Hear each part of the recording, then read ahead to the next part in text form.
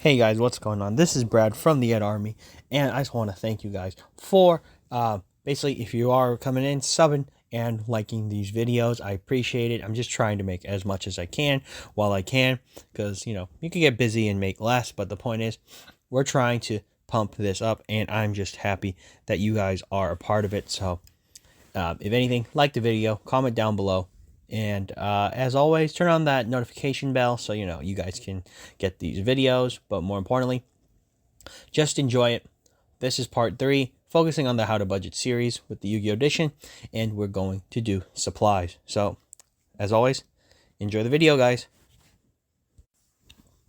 Yu-Gi-Oh is an over 20-year-old game, and with the massive prices you can spend on the game, focusing as much as $1,000 plus sometimes, it's best that we find a way to make money and focus on saving our money on this game.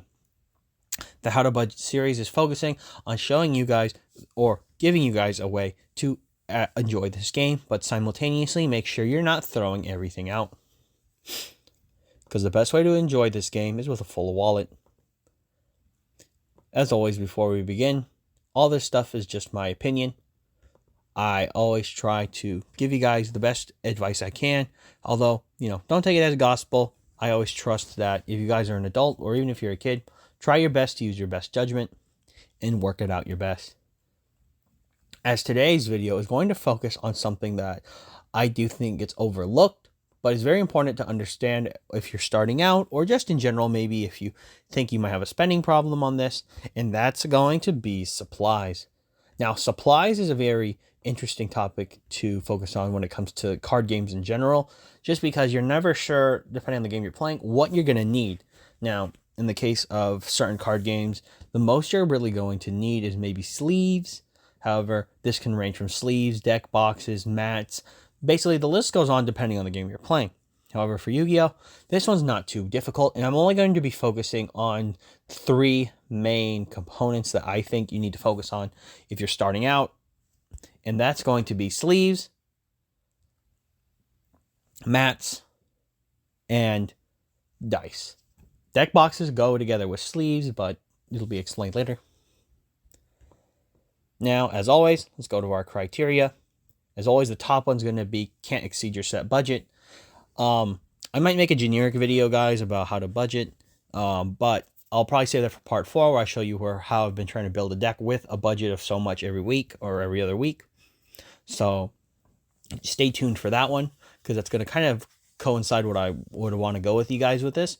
But yeah, also, obviously, the first one I'm going to say is it should be flexible to allow adaptability. This will be explained when I get to that part. For this part specifically for supplies, there's 2 things I really want to talk about. Is the second one being don't overcomplicate it, and third being this one is important, is I promise it will help. So for all you out there who probably do or don't care, I promise it's important. Now let's get started. So for the first one, if I always want to explain this, the reason I label some of them parts the way I do is just because it kind of helps me explain it the best way if I were to give it advice to people. So first one's obviously going to be for the adaptability. It looks cool, but it might cause issues. Now, what I mean by this is more from personal experience as well as actually seeing this. So I've seen certain players convert to the game. Like maybe they've come from Magic or they've come from other games in general. The funniest one is I saw a guy come from, I think it was, maybe he's playing Warhammer, or he was playing some game where he had a lot of dice, or maybe it was D&D, because I think this is why he had this massive sided dice. That's why we're focusing on dice, because this one's actually pretty easy to explain, but I just want to get this across in case maybe you're coming from another game, or you think, oh, that's cool. Yeah, okay. So when it comes to dice, just stick with 6-sided dices. So when you have that versus like other sided dices where they're more than 6, the biggest reason is that there's very few times where the other sides will come up. But I feel the need to kind of explain this, as the first time I actually saw this, I was at locals, and a guy was like, okay, they're going to do, everyone usually does high roll to see who goes first. To decide who goes first. And the guy said, yeah, sure, high roll. So then the guy in question grabs his dice, and his opponent grabs, a normal 6-sided dice, and they roll it. And I kid you not, the guy threw down a 20-sided dice. So it lands on like a 13 or a 14. And then he's like, oh, but looks like I got the high roll. His opponent looks at him like blinking his eyes like, why do you have a 20-sided dice? Because it's like, obviously that's unfair. But the point I want to get across is 6-sided dice are the easiest ones to do when you just want to decide who goes first. They'll also help for counters. Sometimes if you're playing a locals match and you don't have like tokens, you can just lay down a dice as a token. But my point is, don't be the guy who has the 20-sided dice, because it's just going to look weird. But also, it's going to seem strange when, you're trying to do a high roll, because you're only going to have 6 numbers on there to land. And if you don't land on it, you're going to be like, oof. But point across, don't do that. Get the 6-sided dice. It is going to save your life, and it'll be easier, because in Yu-Gi-Oh, if you end up playing some with counters, very few times you're going to actually go over. And essentially, 6-sided dice, way to go. Very cheap, very good. Now, the next thing we're going to talk about is playmats, guys. And for playmats, here's the thing. I only really got to talk about a few things here. And let me just get the elephant out of the room. Lewd mats. So, yeah. I don't really care too much if it's a locals match, if someone has a lewd mat. But the point is, you know who you are. If you're going to pick one of these up, use it sparingly when you can. Because usually, the thing is this, it will attract attention, sometimes good, sometimes bad. The problem is, if you're playing around kids, I'm not saying you can't have it, because, our world's kind of crazy today, but my point is, you kind of don't want to do that around like a 7 or 8-year-old with one of these mats, because if you know what I'm talking about, they can get pretty, what's the word I want to use? Let's just say pretty, more than rated PG, if you catch my drift. So, yeah, we probably want to not do that around kids. So if you get a lewd mat, and there are those people, just, try your best to like keep it under wraps a bit, because even if it kind of like, I've seen some and they kind of look cool, like I wouldn't admit that the designs aren't actually that bad, like the art's there, but the point is like, would I prefer to not see that when I'm playing a game? Sometimes, but I'm not gonna knock you for it. It's just more of an idea that if you want to save your money and it might cost a lot, don't buy one of those. Just buy a normal mat at that point. You don't want to, yeah, just don't. Especially if it's going to exceed your budget. Yeah, don't do it for the jokes or whatnot. But moving on from that, we're going to go into the one that I think is more important, which is vintage and no-zoned mats. So here's the thing. If you're starting out, I don't think playing with a no-zone mat is a smart idea. And the only reason why is if you're just new to the game, you'll notice this when you play more in IRL, obviously, because if you're playing like a Master Duel, it doesn't matter, or online. No-zone mats kind of have one problem, and that's if you're playing at an angle, or maybe you're not understanding kind of how the field center works. A lot of times I see with no-zone mats for like brand new people is that they'll end up having this issue where, something like an infinite impermanence finally comes up, and then they'll get flipped on them. And the next thing they know, they're struggling because that impermanence that's now active, they don't remember the zone it was used in. Column-based effects like that. And then the next thing is, because there's no center, there's no zones, you can't say, oh, it's that zone. Because sometimes, maybe the match shifts, you shift, you accidentally move one of your cards a little over, and now the zones are kind of all over the place. So this is just something to stay away from if it can be helped, just because although I like no-zone mats, I have a few myself, it's after I've played a long time, it doesn't bother me. I keep my cards straight. This is more so if you want to avoid that issue, you can just get a zone mat. There's nothing wrong with that. And then vintage mats, the only reason I say that for vintage mats is that, like, if you're playing with one from the Arc 5 era, it has pendulum zones. They don't exist anymore, so those can be confusing. Like a very old mat, it doesn't include specific zones. So, there's no EMZ for the extra monster zones, so you kind of got to work with that too. The point I'm just trying to get across is these are basically, they're just not updated, so if you're a new player, maybe it's not worth investing into if you just don't want to remember all that stuff or try to have to figure it out. But, ultimately it's up to you. You could save some money. Buying a normal mat isn't too expensive anymore, so I would just say get the zone mat. Now moving on to the one I think is actually pretty ridiculous is no sleeves. So This has only happened a few times with people where I've actually seen them play without sleeves, and most of the time they were new players because they just, they're like, oh, I didn't know I needed to sleeve up my deck. Yeah, don't do that. You better have sleeves because you're gonna damage your cards and they are going to look terrible. So yeah, this is something I say. Invest in a pack of sleeves. I'll get into it a little bit later, but yeah, get don't be the no sleever guy. These things cost way too much for you to not sleeve them up, and then if they get damaged, it just sounds horrible. So we're gonna move into the next part, which is going to be something that's fun, which is the overcomplication. So how can you overcomplicate it in the game? Well, here's my thing. Yes, it's doable, but does it help? So this is going to be focusing on more of the idea that you can do certain things, but they kind of go a little overboard. And the first thing we're going to go over is one of my favorite topics is sleeves. So whether you're a single sleever, a double sleever, a quadruple sleever, or whatever, point is, if you're going to play in a locals tournament, it may or may not matter too much if you single, double, or triple sleeve. However, if you go to like a YCS or a regional, you might want to ask the head judge or a judge if this is okay to sleeve that much. I'm personally a double sleever myself. I usually do, a Japanese style sleeve, the one that fits for Yu-Gi-Oh! And then I do a standard sleeve just because it gives you more room. Since I played Digimon before, I had all these sleeves handy, so I did double sleeving from here and there. One, it looked cool when I did it, but it's to each their own. I kind of just do it for extra protection, because when I slide in, if I want to keep a card in like a card loader or something, I always feel that the double sleeve helps because I don't feel like I have to put so much pressure on the single sleeve. But that's kind of the one thing I want to talk about. Is just that's how I do that. But if you're just starting out, I would say don't go more than 2 if you're going to sleeve.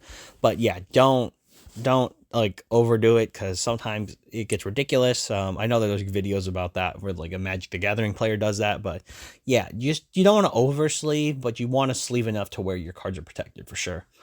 For brands, this is one thing I'll recommend. I personally use Dragon Shield for mine. I've been using it for years. It works. I have Ultra Pro sleeves too. They're fine. I think the brand's called Katana. Those sleeves are pretty decent. I've had a pack of those. But yeah, usually I just go with Dragon Shield. You can't go wrong. But do which sleeves you like best. And if it works for you, it works for you. But yeah, I like Dragon Shield for the price, and I like it for the value we get. So yeah, that's pretty much how I go with sleeves. And yeah, just don't overcomplicate it, guys. Just, yeah, that's the best way to do it. Also, another thing for overcomplication, carrying too much supplies. So, this is something I've seen before. Usually I only did this because, when I bought my dice, I had, like these really tiny ones I bought from a comic store. So they're like 15 cents a piece. The guy said he'd give me like 6 of them for $1. So in my deck box that I would use, my orange one, it had like a bottom thing. If you've ever had those Ultra Pro ones, it had a bottom container for dice. So I would have a bunch of these little ones with me. So I had like 6. I knew I'd never need it, but just in case, whatever, right? So the point I wanted to get across is carrying too much supplies at one point can be kind of bad, I guess. So if you're carrying like a normal deck box that's like standard and you don't have a place for your dice, you don't have like one of those little containers, if you're like carrying like 4 or 5 dice in your pocket, it's kind of a little much unless you think you're going to use it or your deck requires it. So what I'd recommend is probably carrying like 2, but you never know. Those type of people are like, we carry more just in case. My point is, if you don't need to, don't worry about it. This also falls in for like the multiple sleeve issue that I was talking about before. If you do more than like 2 layers of sleeves, it's like, what's the point there? It's like, I get it's for extra protection, but sometimes it could be a little much. So yeah, ultimately, that's kind of where I just wanted to get it there. Yeah, just don't be the guy who has too much on their cards or too much on their thing. Also, this is also for plastic wrap on your mats. If you are one of those people who likes your mat and you don't want it damaged, please don't be the one who comes with it wrapped up in the plastic it probably comes in. Nothing to knock you if you want to keep it, pristine. It's just, it's weird and it kind of can get in the way if like cards start to slide on the plastic or something like that. But this is just because I've seen that before, not because I'm knocking anyone. But yeah, so yeah, that's for overcomplications. Now, if you made it this far to the video, thank you. Celebrate yourself. Give you a pat on the back. And also, remember to like that video. But more importantly, be happy. Most people don't make it here, and you made it here. So we're moving into third part, and this is the one where I said I promised it was important. This is the long-term benefits. Now, for long-term benefits, I could start from any position and it would work, but let's start with the long-term benefits. The easiest one, sleeves. Sleeves keep your cards pristine. I don't know how difficult how difficult I need to make this for certain people, but if you don't use sleeves, you're messing up your cards. There's oils on your hands. There could be oils on the next person. They could be in Doritos. They could be in Tostitos. You get the point. They're going to get stuff on your card, and you don't want that on your cards. So the best way to keep your cards protected is to make sure your hands are clean. But if you want to avoid it in case, you're getting sweaty or something, put some sleeves on your cards. I can't tell you more that will save your card's life, or at least give it more longevity. Being gentle with your cards is another thing, but that's kind of less the issue. Make sure you got them sleeved. They'll stay safe. Also, basically, let's move into the next things. A deck box. I didn't really bring up a picture of a deck box because I think it's pretty obvious why you need one. You don't want to be walking around with your deck in your pocket. I mean, I've seen that before. It's just, I feel bad because you're going to be bending your cards. But a deck box is a way to carry your cards. Makes it safe. Protects them from being bent. And also makes it easier for you to store everything. Easily for dice. I mean, I've been that guy where I accidentally left my dice before. So the guy that I was playing against gave me a dice to practice with, basically just to roll for high roll. But yeah, the point is, you need dice. Don't leave them behind. It might come up, and it just makes it usable for everybody and easy. And finally, for a mat. The reason I say a playmat is important is that you could, in theory, play without a playmat, but then it becomes even more difficult than if you had like a no zone mat, where like you can't even cut. Like it's one of those things where the table could shift.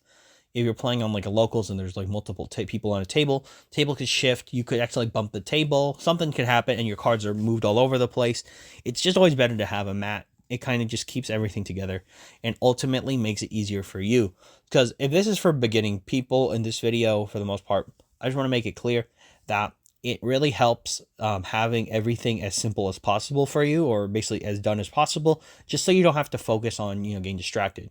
So like, that's why I said having a zoned mat with every location. Like maybe you don't know where the vanish pile would be, or you don't know where the EMZs are, and you just want to be reminded. It's like, there's that, there's this, there's that. So basically, it's all set up for you to make it easier for you. So just keep that in mind.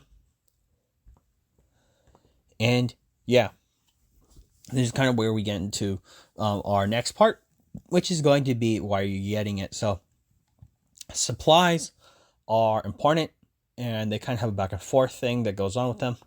And as always, just like anything else, when people see it, Yu-Gi-Oh players in general, they say, take my wallet, Konami. However, we do have pros and cons for supplies, and honestly, it's not that big of a deal for it, but it's important that I just go across this with you guys. Otherwise, I would feel bad if I didn't. So for the cons, it's going to feel good and it's going to feel bad. And I know that sounds kind of stupid because it's like, well, what do you mean? It's like this. When you're buying supplies, right, you'll probably notice this after you take the game a bit more seriously and you have to buy more. Or if you feel like you need to do more, you'll end up buying your first mat maybe, and you'll just be like, wow, so this is cool.